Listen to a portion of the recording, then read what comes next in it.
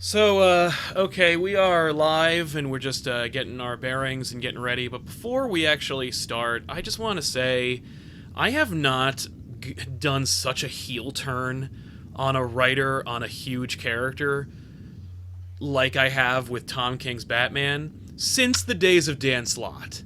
Yeah, Where I I'm was kind like, of right there with you on that because one really, too. like, Dan Slott, I was like, I read his New Ways to Die and was like, pass.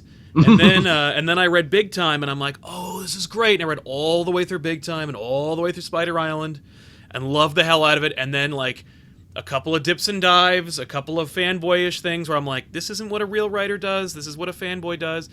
But I forgave him because it was a really really good run. And then the shit came in, and it just didn't stop. Superior Spider-Man was a big change, it was a big shift, but it was I more or liked less it. because he was writing for a different character. It's true. Superior got me back in. I've mentioned many times. I had been completely done with Spider-Man for a long time, and Superior is what got me back in. Yeah, but that said, holy crap, Tom King. I was like all on board. And then you wrote Batman. I haven't liked any of it. Really, because I wasn't crazy about the whole I Am Gotham arc when it started. Then it won me over by the end. And then there was the I Am Suicide arc, which I thought opened really strong and then finished kind of weak. And now we got this little two-part breather one about Catwoman where I'm just kind of like, oh, now I'm reminded why I didn't read the Catwoman book forever. To be honest, like I really like I wanted to like I Am Gotham more than I really did, and by the end I was just so sick of it. I was happy that it was changing. And then I Am Suicide came in. The art was so good. I was like, oh, Oh, yeah. I'll just read it and see how it goes. I didn't even read this issue today because I'm tired of wasting my money on Tom King's Batman. I really do feel like I'm wasting my money. Like I have a finite amount of cash that I allocate to comics, and I'm Oh, not going to yeah. waste it on books I know I'm not going to enjoy. Yeah, I mean, I'm definitely gonna try and stick with it a bit longer because obviously Batman does good for my channel, and I'm still kind of holding out hope, but there's just a lot of really weird choices being made, Yeah, and I kind of got the feeling in the last arc, and it kind of continues here. I'm like, does Tom King not like Batman? I think he kind of secretly hates Batman and is secretly taking the piss out of what is it with him. DC and hiring writers who don't like superheroes? Like, why give Brian Azzarello so much when he really doesn't like you? It's weird. It just blows my mind. He's just not that into you. Because, like, the first arc, Gotham, which I did enjoy, ultimately, when you boil down the moral of that story, it's, hey, Batman's crazy. And you Yeah, gotta be crazy to be a hero in Gotham. He's fucking crazy, which is fine. Because fine. I've always felt that way. I'm like, yeah, you would have to be crazy to do that. Then I Am Suicide is like, he also wants to die. He has a death wish. He's chosen this to be the way that he kills himself. And I'm like, I disagree with that assumption. Right. I like to think that Batman's a little bit more positive than that. That Batman is the way that Bruce Wayne chooses to live, not the way he chooses to die. But all right, I guess we differ on that. Yeah. And in this newest issue, he's really diving into the romance between Batman and Catwoman, and it's kind of weird and kind of yucky, Yeah.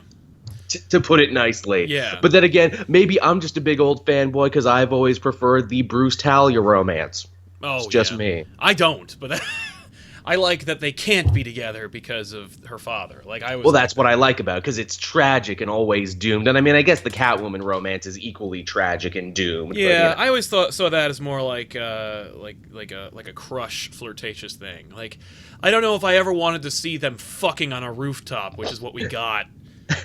oh, Sal.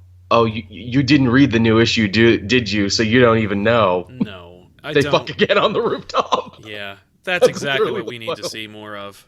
Fuck That's that. the final bit. Them fucking get. That's the final nail in the. I just put the nail in the coffin for you, didn't I? Yeah, I'll have to read it, but like only because I need to know what's going on. Yeah. More rooftop fucking. Good. That totally informs what I understand about the character. Giving it to Anyway, your rooftop style. yeah. Let's start the show. Actually, I think the story is called Rooftops too. Actually. Lovely. Good call, Tom. Good Hello, stuff. everyone, and welcome to the Elseworlds Exchange. I am Sal. I'm Joel, and that was a low energy intro. For more on that, refer to the pre-show that you might not ever see again. That's right. We talk about how Tom King's Batman kind of sucks. So It's not for us. let's get into it. Today we're going to talk about robots, which is actually kind of related because Tom King wrote one of the best robot stories of the last 10 years. And Hell yeah, one of the best comics of 2016. It was both on our list for best books. easily better, like, best book that Marvel has been publishing, since Marvel is apparently in a suicide pact with, I don't know, whoever, to see who could sell the least amount of books with the biggest amount of characters.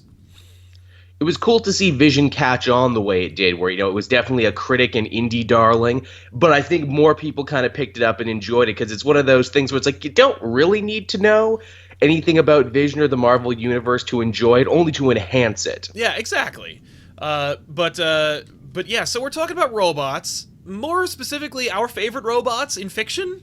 Yeah, of which there's plenty. This was a great year for robots. You had Vision, you had Westworld. Yeah, Westworld, man. Speaking of Westworld, that was a show on HBO. If you didn't catch it, you probably should, despite the fact there's a lot of, questions left unanswered about Westworld. It's true. I still argue, by the way, apropos robots, that Prometheus is a better robot movie than an alien movie. Yeah, well, it's funny. In preparation for this, I was sure to, look at a bunch of different lists of the most influential robots in fiction. And, Bishop was on everyone and all the aliens robots. Yeah, well, Ash, Bishop, David, all really, really sweet-ass robots. And ABCD. And they all kind of exemplify the...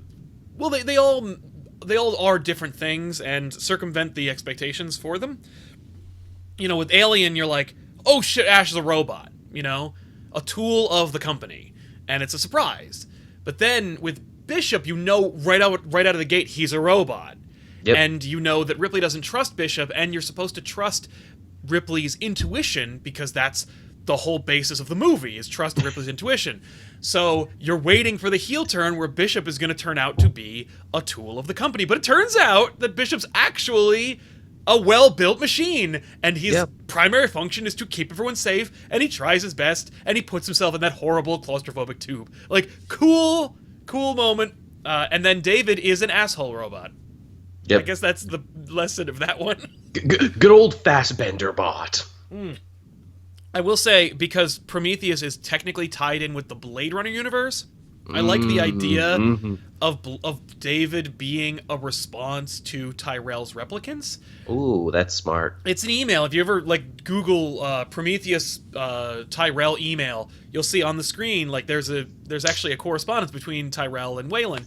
And Wayland That's is right. I remember reading that. I've beaten you again, Tyrell. And it's funny because I could totally see Wayland being a fucker like that. But also, oh God, yes. I like the idea that in his spare time, Wayland decided to make robots. He's like, you're trying to replace the human race or something. No, I'll build a better robot. I'll build a better steam engine and I'll build a better robot. Yeah, I love that moment. But that you'll never see because it's a deleted scene. But yeah, I like that idea.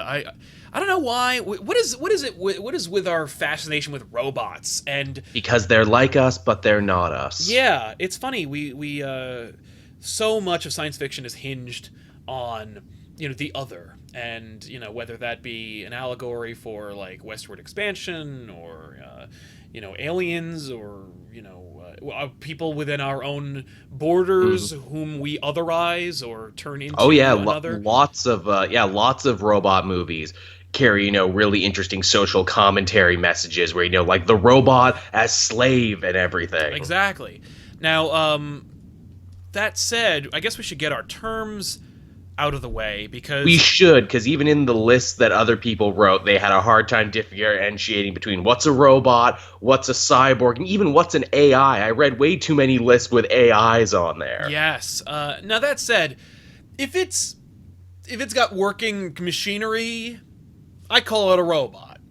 But that's just because I like to have blanket terms. But that said, there's a lot like Vision is the cover of this episode, and yet people are like, oh, technically he's a synthezoid, and it's like, Right. Does he have blood or organs? Was he birthed by a human? No. Then he's a robot. I don't care what you call it. It's a robot. But that said, a highly advanced robot, but a robot by any other name. But that said, like robots are just the framework for us to explore the human condition, and also b on the like more third secondary level, the funness of machines that are alive. So yeah. I mean, like even with RoboCop is a cyborg because he's half human.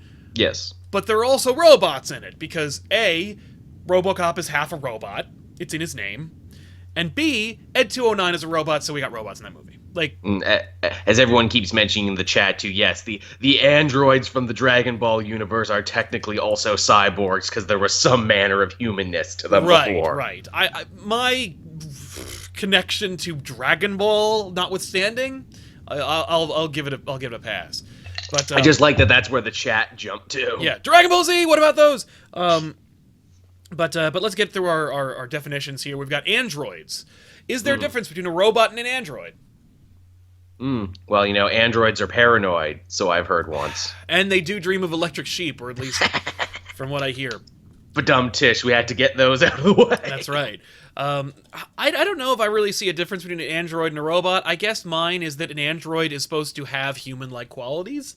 More advanced, yeah, like a replicant or like a synth. Even Fallout did a bunch of stuff with synths. I don't know if you ever played Fallout 4, but that was the whole crux of that one. Oh, you did? Okay, cool. Yeah. So, yeah, I mean, for the most part, an android is a robot. Cyborgs, those are half man, half robot, usually. Darth Vader is technically a cyborg. Darth Vader is a cyborg. The eponymous cyborg is a cyborg. Yeah, he is friggin' in his name. And then we got other, like, interesting things, like, is the Terminator a cyborg? They call it a cyborg in Terminator, but is it a cybernetic organism? Right. I mean, the stuff that they put over him, that's organic, right? That's, like, supposed to be human, isn't it? Where do you draw the line on that one if he's got human shit on top of him, even if it is just a flesh coat? But the other question is it the organs that make him human, or is it his consciousness that makes him human? Because as they establish in Terminator 2, the idea is that their neural net processor is a learning computer that allows them to function as though they were a human. And then, of course, if you either deal with the director's cut version where they reset the switch so that it's not read-only and he can actually like interpret data and then process it on his own, I think they just kind of hand-wavy explanation it in the regular cut where they're just like, no, yeah, if a Terminator's out long enough, it will become self-aware and want things of its own volition.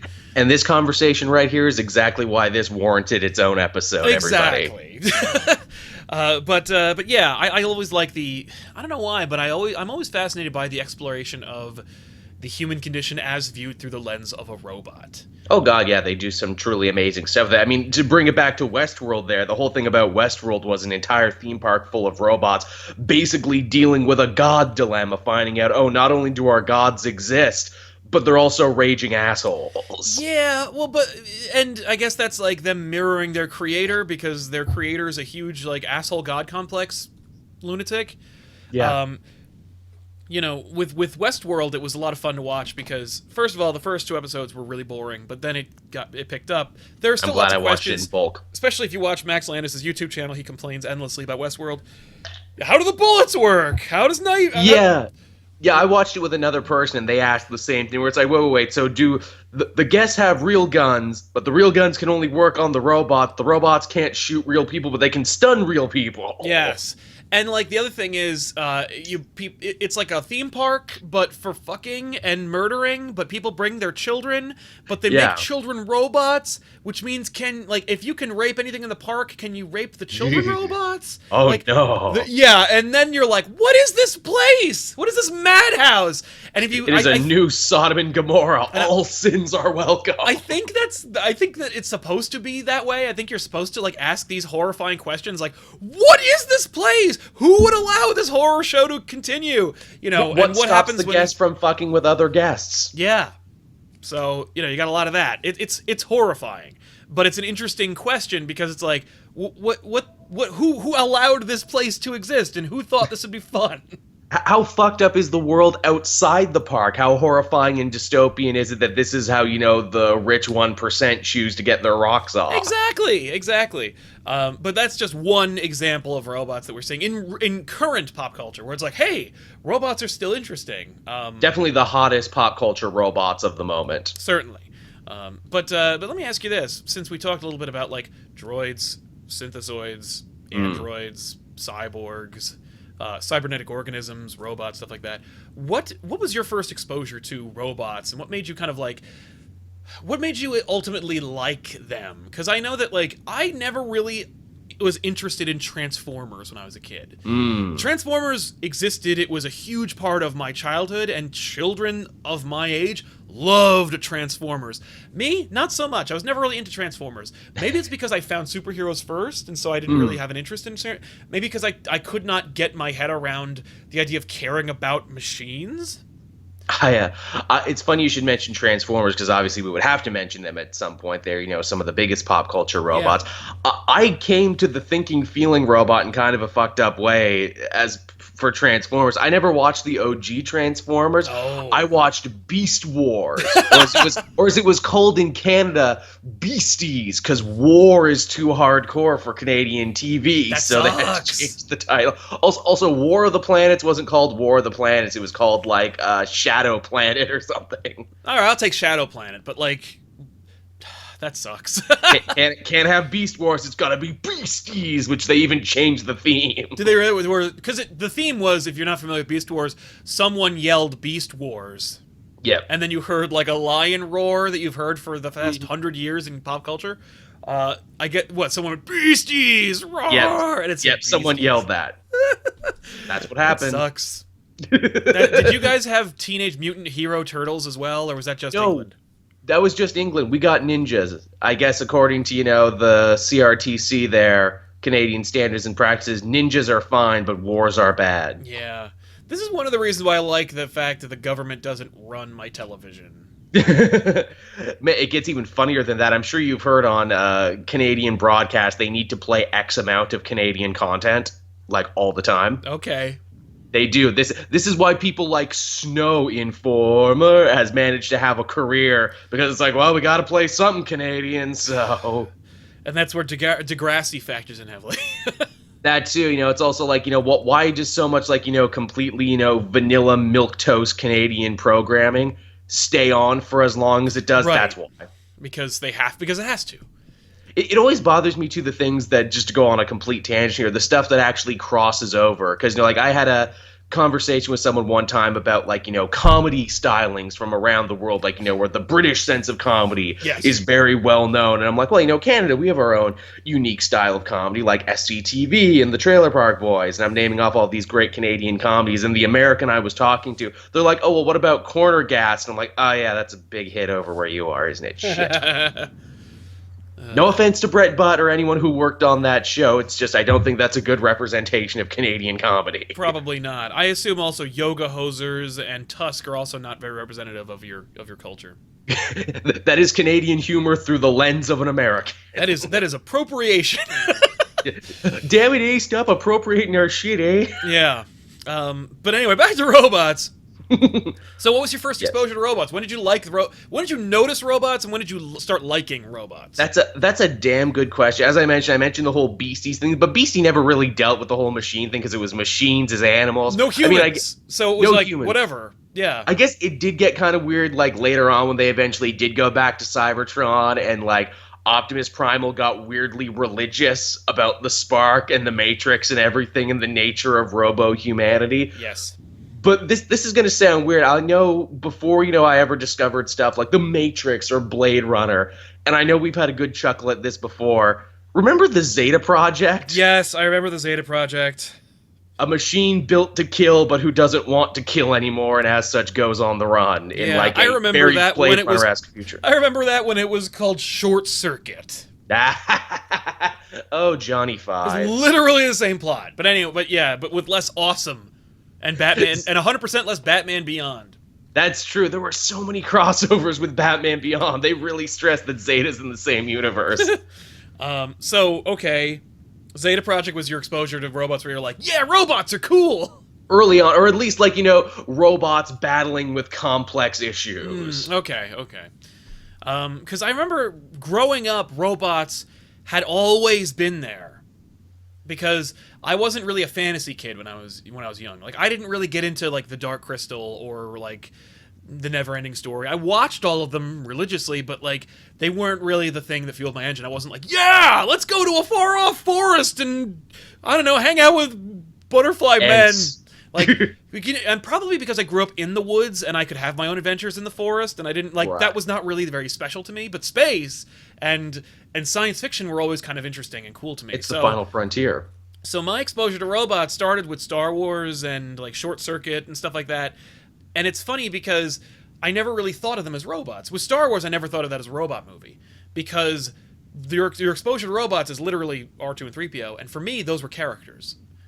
It's true, like, which is something you could say for all of the Star Wars movies. The robots are great characters. They're people. Like, for me, I did not separate them in any way from Han and Leia, like, or Luke. I was just like, these 3PO and R2 are characters and they're people. Like, I didn't. Which makes that universe way darker and way more fucked up when you see that robots are second-class citizens in the Star Wars universe. That's the mark of good fiction, is when you can enjoy it as a child and then you grow up and then you can analyze it. You can view it from many angles, especially as you grow. Like, Roger Rabbit is a perfect example of a movie where it's like, as a kid, you're like, woo, cartoons! Then when you're a teenager, you're like, woo, Jessica Rabbit! And then when you're an adult, you're like, whoa, what is happening? Hollywood racism.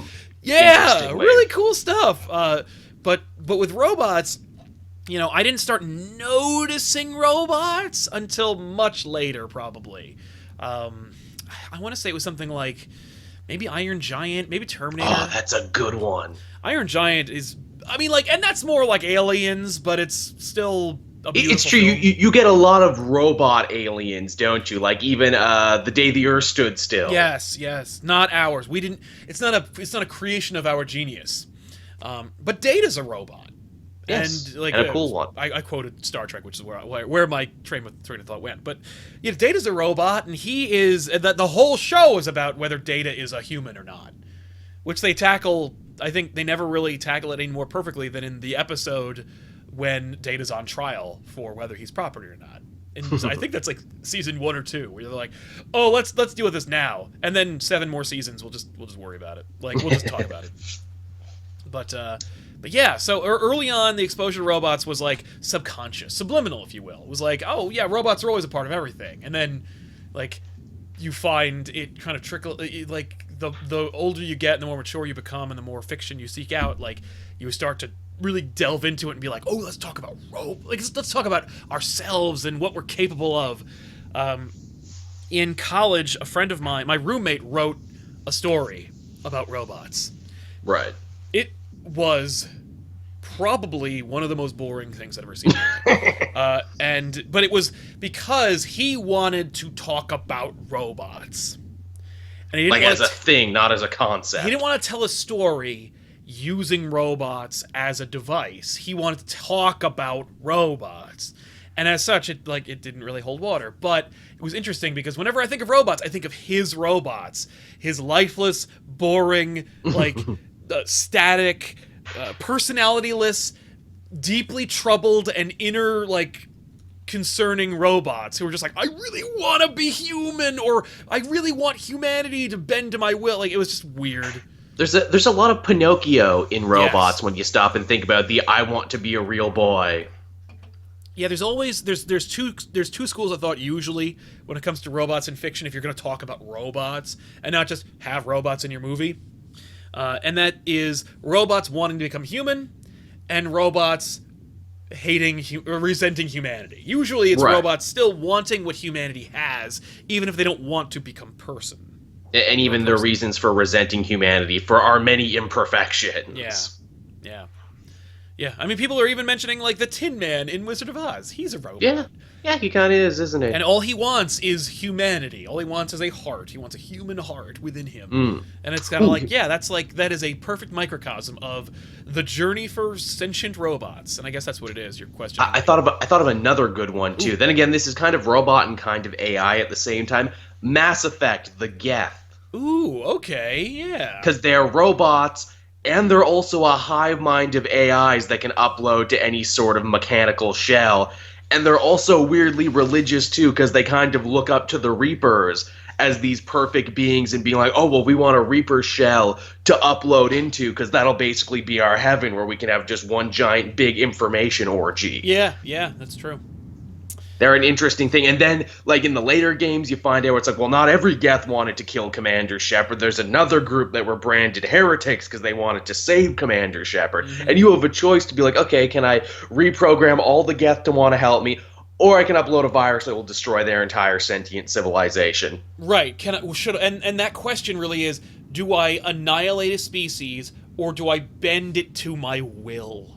Both are horrible. That's probably one of my favorite ethical questions a video game has ever asked me.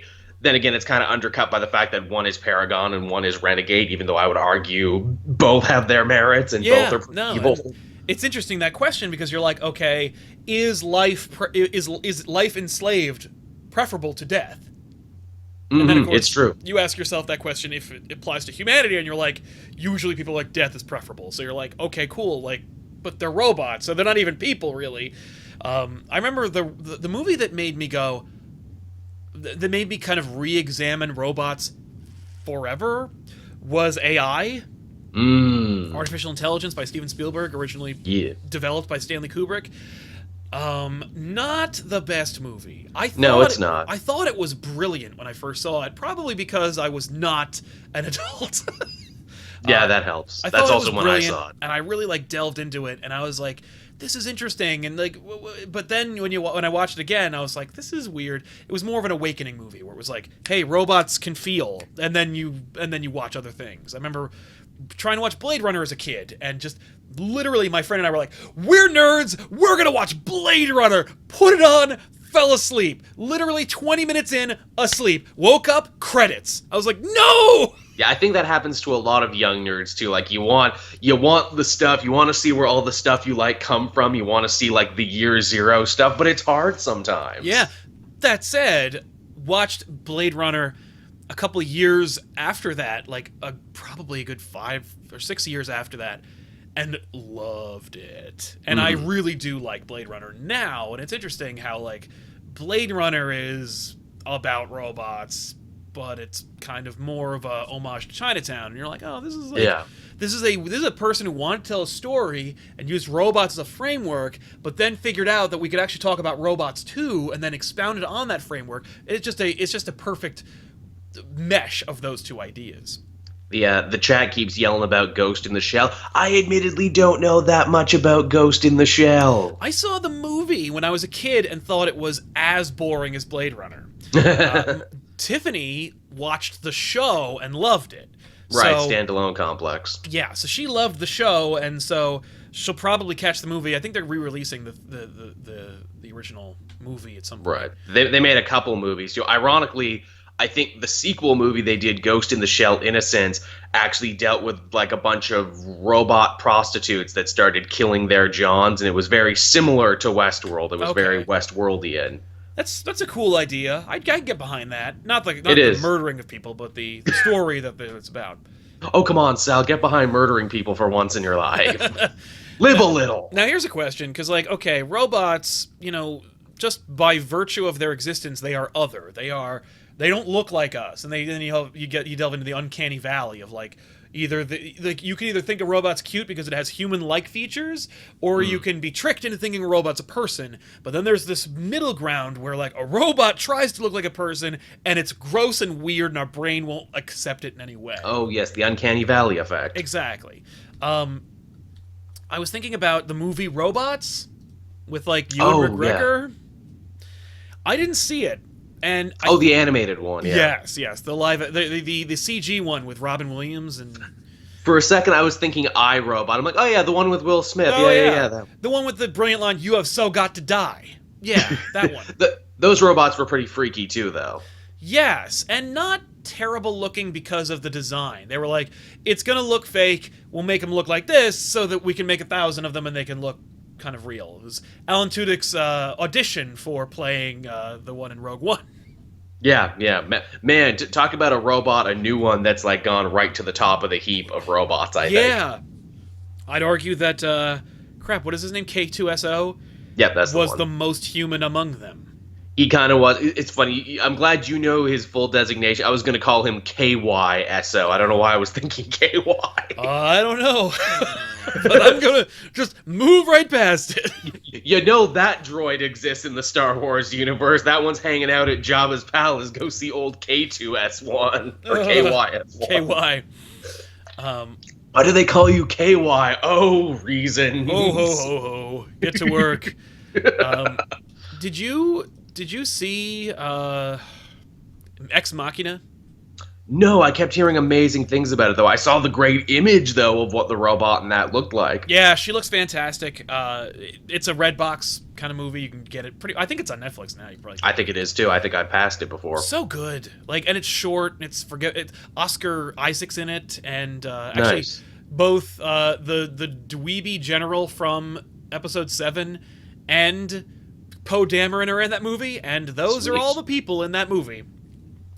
Yeah, it was a very small cast. I remember hearing that much. Yeah, cool. And it beat you over the head with the concept because that is the concept. The concept is like, robots, are they people? And the answer is really like, who gives a shit? They're probably assholes.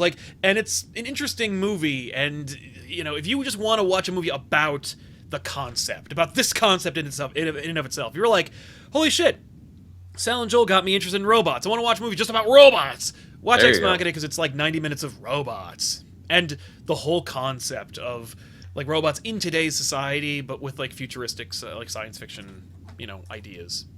The chat too is sure to bring up a lot of stuff like the Megazord or the Gundam or even Krang's robot body. Are those more tools than robots? Because you need human assistance to make them work. Yeah, I think they're more. I see those as more like cybernetic enhancements, like an exosuit or a walker or something.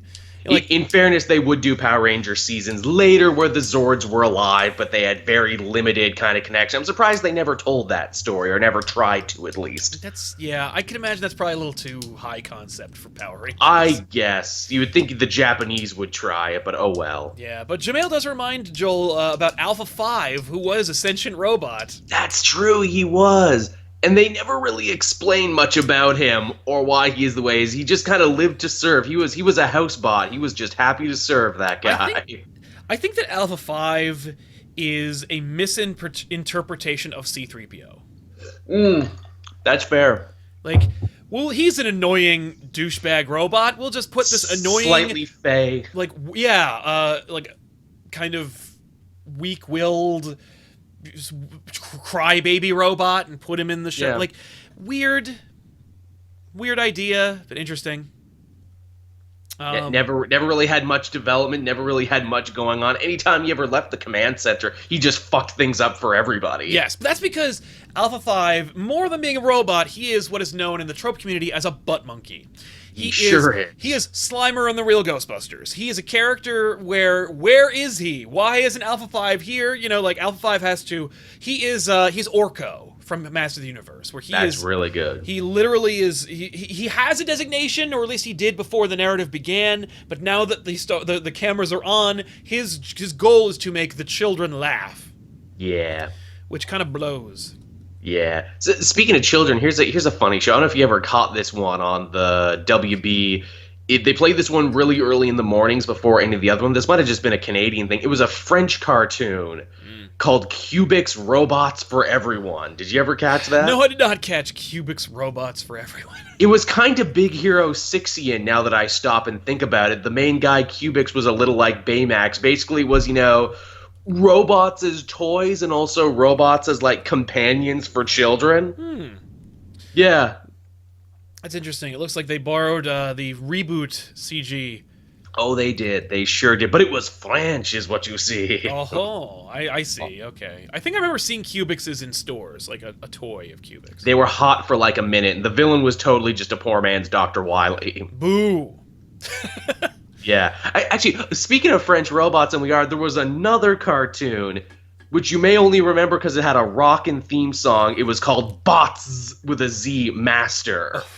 I watched a lot of Botsmaster when I was a kid. There you go. Yes, Botsmaster. If you're not familiar, it blended proto CG effects with 2D animation. They called it 3D, Which was a total lie. They always said in the opening credits, "Put on your 3D shades when it's laser time." Laser time never happened. No, they had laser time. It's just that you could not participate. It wasn't a brilliant scheme where it was like buy the Botsmaster toys, which come with 3D shades, and you'll have a 3D experience while watching the show. It's just that the effect that they used when it was laser time approximated 3D using early CG effects. Yeah. But that said, Botsmaster was a weird show as an adult talking about it, because it's like, okay, Botsmaster.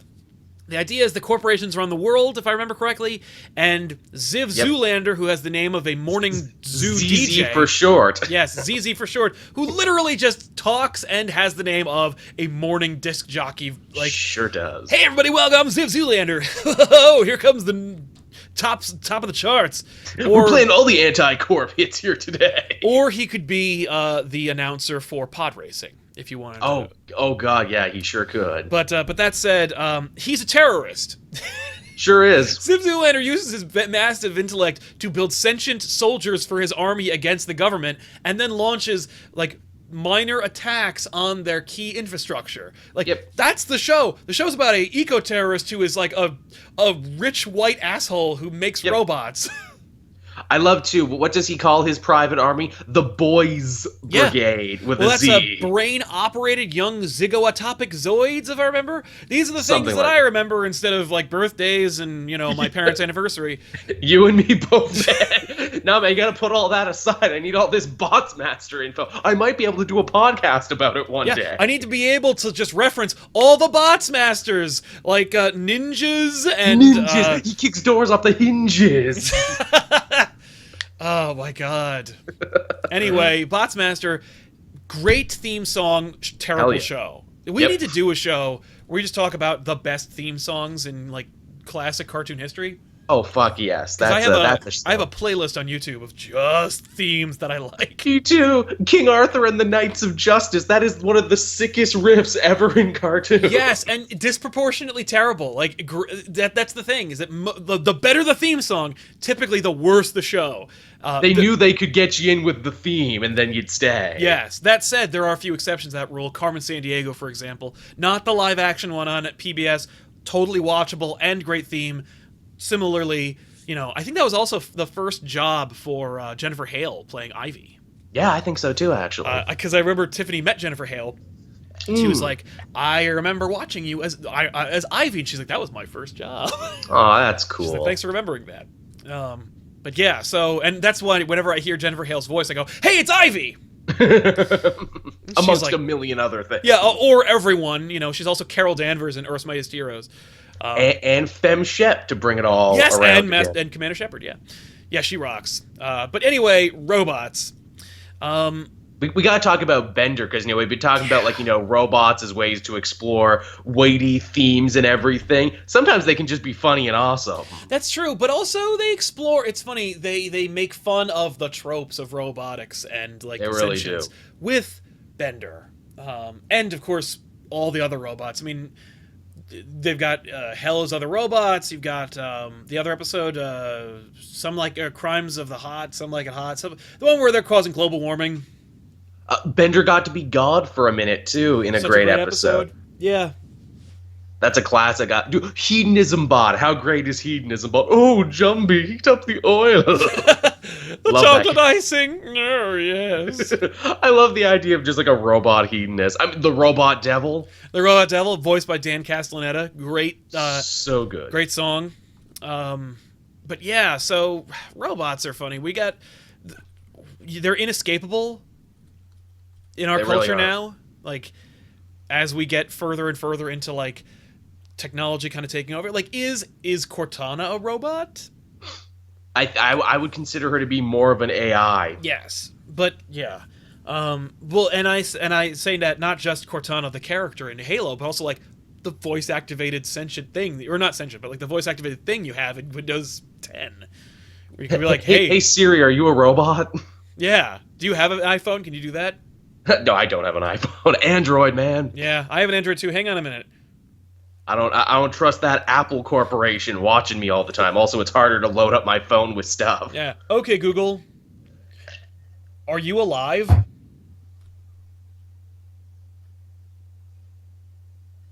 It just showed me a song by Michael Painter called "Are You Alive?" I thought it was gonna play GLaDOS. What is it from Portal? Yeah. Oh well. All right. Well, we didn't kick the lid off of the secret Google Sentience project yet, but we'll keep trying. One day. Yeah, but yeah, friggin' the fact that artificial intelligence is permeating every aspect of our lives. I mean, like, even to the point where, like, I've got, like, I don't have one, but you can get, like, a Roomba. Yeah. That, like, learns your house and knows where to go and clean things up and, like... Shit's creepy. I've seen way too many science fiction things to know that won't end well. Eventually my Roomba will grow to hate me because of the mess I make and will attempt to murder me. Well, I need to clean the mess. You are the source of the mess. Ergo, I must clean you. Exactly. It's Rosie the robot from Jetsons. You know that's how it ended, right? With Rosie frickin' breaking George Jetson's neck. It's like, you keep causing messes. I have to destroy you. Yeah, really. Humans are dirty and imperfect. Yeah, that's funny. But I was gonna make a point about, like, oh yeah, it reminds me of The Simpsons when the Simpsons go to Itchy and Scratchy Land. Oh, that's a great one. They have the Itchy and Scratchy robots that are designed. They're given the 3 laws, and they're designed not to only hurt each other. And there's a moment where they're investigating them, and they take the faceplate off, and he goes, "Roar!" And he goes, "I wish they wouldn't scream." And I love that moment. I think of it every time I think of a robot. I'm just like, I wish they wouldn't scream. Another great one there is another one. It was one of Frink's robot where he catches on fire. He's like, why? Why was I programmed to feel pain? Yes. Or the episode of The Simpsons where they go to the future, and it's Lisa's wedding, and we meet the groundskeepers and the... oh, yeah. You know, first they hate each other, and now they love each other. I just don't get it. Of course not. You're a robot. And then she starts crying. She cries, the tears interrupt her circuitry, and her head explodes and then melts. And they do that a couple more times. Yes. Master Hugh has finally found true love, and they both die. Fucking amazing. Not just because that's a hilarious joke, but also because, first of all, clearly the guys who worked on Futurama were getting their bones doing that episode, but also... The concept of a robot achieving emotional status and the emotions destroying the being, fucking brilliant. Yeah, it's really good. It's really well put together. Yeah, brilliant little, like, distillation of the concept of robots. I was thinking about robots and artificial intelligence, Tron and Tron Legacy. Oh yeah, of course. There's an excellent one right there. I remember we were talking about Ethan and I love Tron in a way that, like, is kind of bizarre, and Tron Legacy anyway. I like Tron. Oh yeah, I love Tron Legacy, and people were complaining about Tron Legacy where they're like, "Why are the programs looking like humans? Why are they dancing? Why do they want to fuck? Like, what is this?" And it's like, you pull that thread, you destroy everything. Like, why anything then? You know, like, fuck you. How about just enjoy the movie? Here's another great one from the chat here. The butter robot from Rick and Morty. What is my purpose? You get butter. My God. Yeah, welcome to the rest of us. That he created a thing that could think and feel and was horrified by its purpose. Yes, my God. So good. Talking about AIs too, one I always like but never gets brought up enough. John Henry Eden from Fallout 3, the robot AI president. I didn't play Fallout 3. It's cool because, like, throughout the game, you hear these recordings, like, you know, when you're listening to the radio, you're like, I'm John Henry Eden, president of the Enclave and president of what's left of the United States. It's Malcolm McDowell talking, so you know he has to eventually be a villain. Awesome. Because why would you do that? And, like, he gives all these speeches, which are, like, you know, sound like they're coming out of a, like, patriotic speech generator. Yeah. because they absolutely are. And then at the end, you find out he's a robot. And he's like, yeah, they built me to be the best president. In fact, they took pieces of all the presidents that came before me and made the perfect president AI out of me. And it's amazing because then you think of the name John Henry Eden. John Henry, the guy who thought he could build a better steam engine. Could be the better, yeah. He could be and now machine. here, a robot that thought it could be a better president. Yeah, that's cool. It's very well done. It's a great reveal. Spoiler for Fallout 3, everyone, for those who didn't play it. But Yeah, John sorry. Henry's a I think fucking the game's, robot. 10 years old? I think it was Something statute like that. limitations on that. It's an excellent twist. You know what we didn't talk about yet is comic book robots. And I know, there's so many. specifically, like, I find that there's a prevalence not of comic book robots, but rather comic book cyborgs. Whether you talk about the Terminator definition of cyborgs or like half human, half robot, Cyborg, Deathlock, Yes. even Metallo is a human in a robot body. Like Brainiac in a lot of versions is like half organic, half mechanical. Cable, unwilling cyborg. He's infected by a virus that turns him into a cyborg. Or even Tony Stark himself. Yeah, to some degree, who willingly does it, who willingly gives up pieces of his humanity to become more mechanical. I mean, the fact is, like, he used to be a dude who wore a suit, and then, like, the more and more evolved he became, he becomes, like, I think it's within his own genetics at this point. Yeah, like with those bleeding edge nanomachines and everything, so he'd always have a suit on him. Even at the end of Civil War II, they're like, oh, the only reason he was able to survive these injuries is because he's meddled with his own physiology to such a point now. Exactly. People reference, of course, like Jocasta, Ultron, Baymax, Vision, yeah. Ultron. The list goes on. Scud the Disposable Assassin. Don't talk about Grievous, he sucks. But there's lots of other examples we can use. He's real, Scud. He's real. You fool! I hate Grievous. Oh, the cyborg Superman. There's another really interesting Yeah, Hank Henshaw. Good old cyborg Superman. The Nuclear Family, who had an awesome episode of Justice League Action. Yeah. Because of that, a whole generation will know who the fucking Nuclear Family is. That's right. Yeah, somebody referenced Jim Hammond, the original Human Torch. Nice. Yeah, I always liked him. Red Tornado, who I never found interesting. It's funny, I love robots. I never cared about... Maybe it's because Red Tornado's powers are making tornadoes? They do him really good in Young Justice, where, again, they ask those weighty questions. I saw an episode or two with him in it, and I was like, oh, cool. Like, that's neat. They do that, and then you get to meet, like, his progenitors, Red Volcano and, Tsunami and everything, and they tie him into Dr. T.O. Morrow and everything. Cool. Ooh, Amazo. There's a robot. Amazo. Yeah, that's true. What a cool design for a robot. Yes. Here's a question. This is tying in movies and comics. Is Age of Ultron a robot movie, or does Joss Whedon not really give a fuck, and he's just like... Because it seems like Whedon just kind of takes the idea of robots and goes, you've seen all that... I have nothing new to add to this genre. I just want to have him be a robot. A way it is. In a way, I always felt Age of Ultron was like a story about creation and the next generation, and like, what is it? Tony creates Ultron, Ultron creates Vision, and, the sins of the father and everything. Right, but, like, they don't really explore that tonally. Maybe they explore it tonally, but not, like, story-wise. There's no arc for Ultron, like, where he comes to a realization. The only moment of any clarity for Ultron is literally when he is fighting the Avengers and he realizes he's going to lose and he almost asks for them to stop, and then Hulk punches him. Yeah. And you're like, wait, you can't do that. Like, you can't have Ultron say, with the benefit of hindsight, none of Hulk's punch him. It's a good laugh out loud moment, but it's also kind of like, is Ultron changing his mind? Yeah, he sure isn't now after that punch. No, weird. And, like, I feel like Vision isn't really exploring the concept of robotics and artificial intelligence as much as they're play acting. Right. Like, I feel like Vision's saying big words, and he talks in numbers, and so that will make you think that he's, like, really, like, that he is carrying the history that Vision had throughout his history in comics. Vision has asked the question of whether he's human, and has explored that concept like ad nauseum, to the point where he's like fathered children via magic.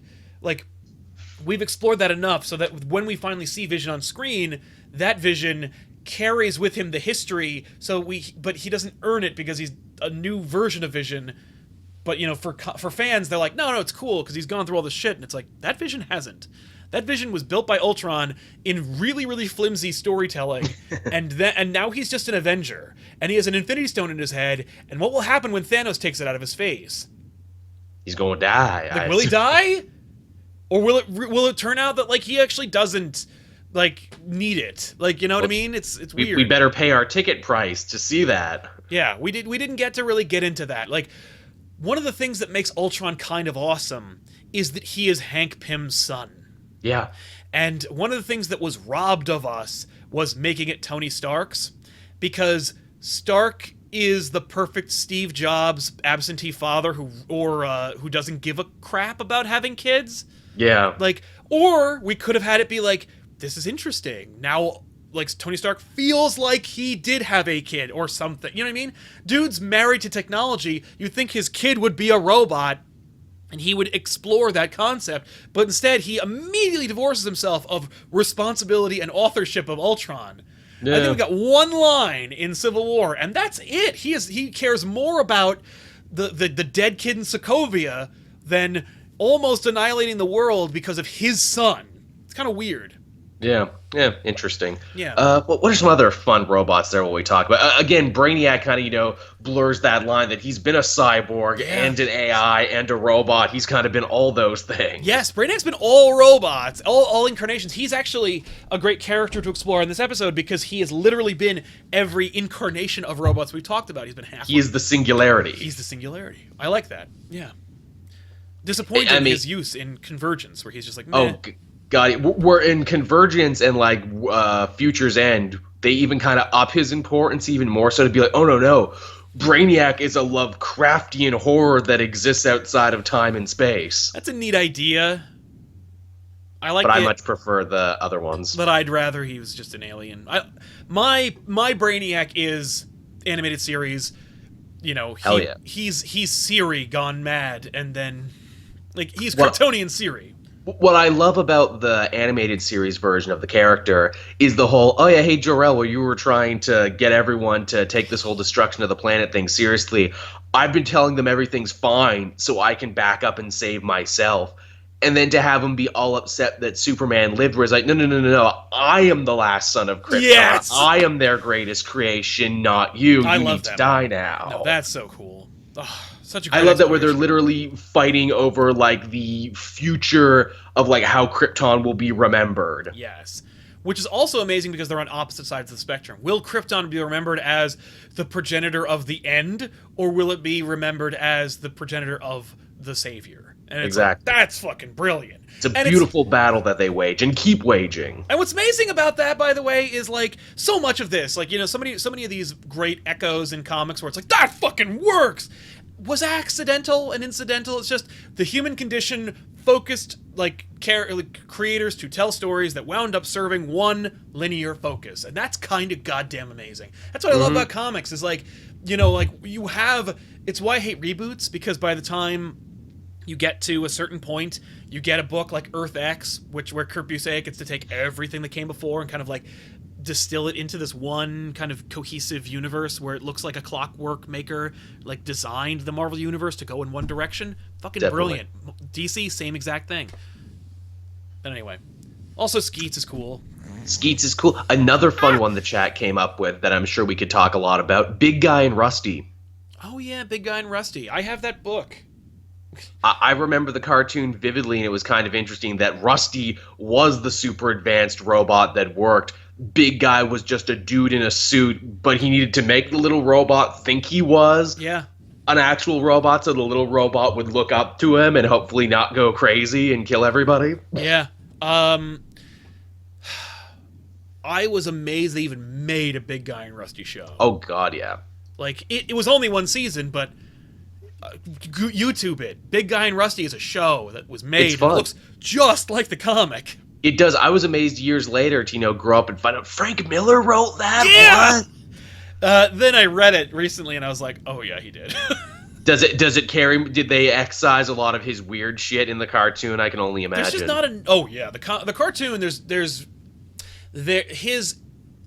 I'm forgive the comparison, but his Hemingway-esque way of writing is persistent. And by that I only mean that Hemingway wrote in short, stilted bursts where he only told you what he wanted you to know. And Frank Miller writes in a similar fashion. He's not very long-winded, except when he wants to be. And when he wants to be, it's real bad. And when he doesn't, it's like it kind of cuts to the core of the point. So that works. And so as such, the show kind of just has very simple, very like straightforward, die-hard lines. So, yeah. There was a group of evil villains in the Big Guy and Rusty show. They were technically cyborgs, but I loved their name, the Deus Ex Machina. Yeah, brilliant. Well, the Deus Ex Machina, first of all, the God Machine that ends the story for you because you have no narrative ability to end it, is a great device that also is, like, overused to the point where, like, referencing it by itself is not enough. You have to earn it, I think. But as a kid, though, watching that Saturday morning, I had never even heard that word before. So it sounds awesome, and then you learn what it is. I think that in that case it works a little better than like in other places that I've seen it used. The game Deus Ex, for example, I was like, yes. but yeah. So anyway, robots. I love robots, and same. I'm excited that like people's fascination with them is not going away or dwindling. It's one of the things that, like, you know, gained prevalence in American pop culture, at least, and probably in Canadian pop culture as well, because we kind of cut from the same. We're kind of cut from the same cloth, in the idea that you know, we're your next door neighbors to the north, eh? Yeah, the idea that like you know, there were alien, like there were B science fiction movies about aliens, and there were horror movies, and like you know, there's these different you know, bursts of genres that kind of catch and then flicker away and die. But robots kind of like came out very early on in pop culture, science fiction writing, and movies, and never really went anywhere. Never left. Probably because robots are just an extension of technology, and technology is ever moving, and you can't extricate humanity from technology because that's what makes us people. So, yeah. Totally. So, any robot projects coming up that you're kind of like, you know, movies or comics that you're kind of like, man, this is going to be cool, that you're kind of excited about? The guys who made The Witcher, I think they're making a cyberpunk game that looks very much in the vein of Blade Runner. I forget what it's called, but it's coming out in the next little bit. I think they only had the one trailer. Okay. That'll be pretty awesome. I mean, obviously there's the new Blade Runner movie and everything coming out as well. Yeah. It looks like it's Cyberpunk 2077. That's the one, yes. It's literally called Cyberpunk. It's literally in the title. That's cool. I like it. Yeah.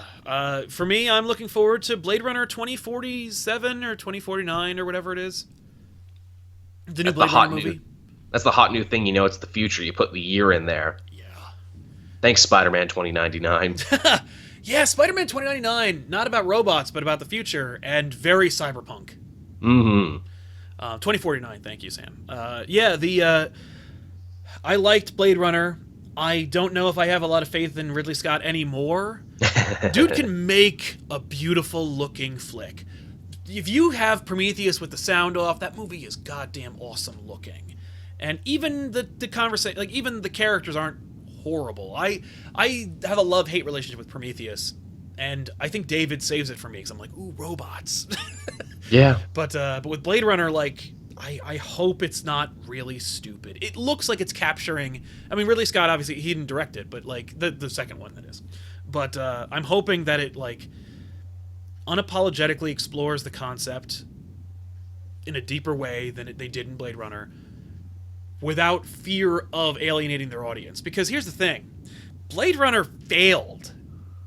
Like, when it came out, no one saw it, and it did poorly, and everyone blamed the terrible cut. And then they made more cuts, like 3 or 4 more cuts. Sure did. And some say, like, that the second cut or the third cut is the best. Like, whatever they call it. I like the bored Harrison Ford cut. That's my favorite. The what? The bored Harrison Ford cut. I don't know that one. It's a cut of the movie where he actually has some narration, where, like, Harrison Ford actually narrates a chunk of it. That's the first one, I think. That's the original cut where it's just boring. It's just like... He explains shit as it goes, and it's like, no, you don't need that. And he's really unhappy. Yeah, well, because he's like, but I'm done with this movie. You got me for the day. I'll read it. I Yeah. won't read it well, but I'll read it. There's some video game where they had Patrick Stewart, obviously for the day, and he reads like narration and stuff like it's the first time he ever read it. And He's been in a lot.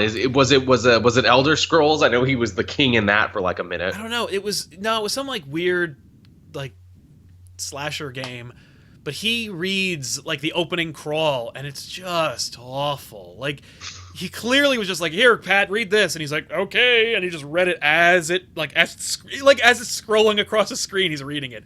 Thank you, Castlevania. I think it was Castlevania. Oh God, yeah, and he did that later on too. I was surprised they got him for that. Yeah, well, he's in Enterprise commercials and on American Dad, and he does like random like filler episodes of Family Guy. Like the dude will do anything now except more Star Trek. Yeah, he's really funny in American Dad. I love Avery as a character. He's a ridiculous character. Everyone in that show is a scumbag. I like that show. They sure are. I like they drew that line where it's like, you know what? They're all going to be crazy. Yeah. They reminded me of the life model decoy exploration in Agents of S.H.I.E.L.D. Oh, yeah, shit. Yeah, that's coming out very soon. We're going to get a whole season devoted to life model decoys. Yay, I guess that sounds cool. I like the idea. We'll see. Get hyped. I'm kind of sick of, like, the characters that you like or not because they're obviously going to make replacements for the character. Like, you know what I mean? Like, we're going to replace May with a robot, and then she's going to fall in love with somebody or, like, has sex with Coulson, and Coulson's gonna fall in love with her. Then they'll destroy the robot, and then wake up May, and then it'll turn out that like she's actually like not interested in him. You know what we're gonna get though, and you know this is gonna happen. We're gonna get some really awesome, to borrow a fighting game term here, mirror matches. Robo May versus May. Robo Coulson versus Coulson. Yes, we are. It's gonna be great. I hope it's really good. I hope it's handled with like grace and intelligence, but like. It doesn't look like it will. I think S.H.I.E.L.D. gets a little better every season, because every season, even every half season, is kind of different. They've even gotten to the point now of putting like chapter headings on it, like this is S.H.I.E.L.D. Ghost Rider, this is S.H.I.E.L.D. LMD, that was S.H.I.E.L.D. Invasion. Yeah, that's true. Was it Invasion? I don't remember. But it was. The Inhuman stuff was Invasion. Oh, okay, yeah. That was cool. Yeah. I'd be down with that, yeah. Also, too, there's the chance they're probably going to bring back people who have died already. So we might get Patton Oswalt LMD. We might get Ward LMD. There's no question in my mind that we'll get a Ward LMD because they can't get rid of that guy. No, they can't. I like it. I think that's frustrating. I'm like, let this guy go. I get that you like him and you build him as a front runner in the show. Kill this guy and let him go. No more of Ward. I thought Ward had an interesting arc from being an insufferable hero babyface to being the betrayer to being a villain to like being a weird alien man. I liked him being like the villain. Yeah, me too. But then they made him like they kept like resuscitating him, and it's like just let him die. Let this go. But yeah. So anyway, robots, everybody.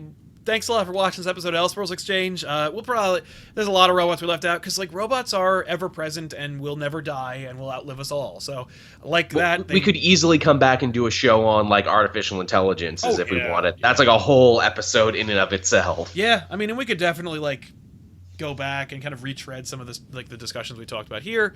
But in the meantime, Joel, what's happening on Cape Joel that everybody can look forward to catching, man? Well, as of right now, I'm just trying to catch up on a bunch of the different reviews. It was a busy Christmas and New Year season. They did not let up on us, did they? What the crap? Yeah, in years past, like, comics would be a trickle, and it would be like, oh, man, I guess I need to really think of something to fill time with. No, DC continuing with their new monthly shipping schedule, which is good for them and good for me, but God, I didn't get to frickin' relax. You can see new comic reviews. You can see my actual top 10 list of 2016. In fact, a lot of you have seemed to have seen that. It's actually doing pretty good numbers, so I feel good about that. If you haven't seen it, check it out. I'm really proud of that one. Yeah. Here on ComicPOP, don't forget to hang around today because tonight we'll be releasing a new episode of Back Issues, which is our flagship title where I explain a comic to two guys or to one guy and one girl who don't really know what's going on because they don't really read them. That said, in this case, we're going to start off the year right with a 4-person episode of Back Issues. Everybody's on the show. Oh. And then we're going to go back to basics the following week. But it's a lot of fun, and hopefully you'll check it out. It's a Brian Azzarello book. Oh, interesting. Yeah. So enjoy that. But keep an eye out, and lots of big things on the horizon here on Comic Pop and on Cape Joel and on the Weekly Pull. Stay tuned, keep an eye out, and please don't forget to watch, subscribe, like, and comment. We really, really appreciate it. It helps out the show. And if you're listening, of course, don't forget to check out all the sponsors we mentioned at the top of the show. We'll catch you guys later. Thanks a lot for watching. So long. Bye-bye. Yeah.